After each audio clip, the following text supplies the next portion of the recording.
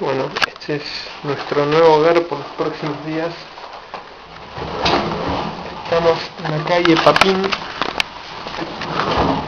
¿Dónde están? a metros del Plaza Oeste. Ahí. ¿Acá? ¿Y la llave? Lo tengo yo.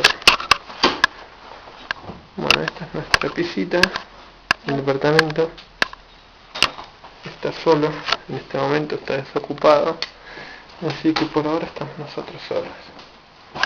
No voy a enfocar a Tame porque se le ve la rayita del culito.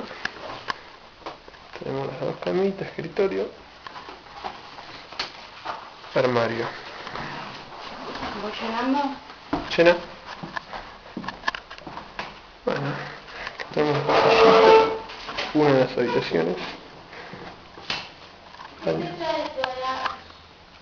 Creo que 8, ahora te digo.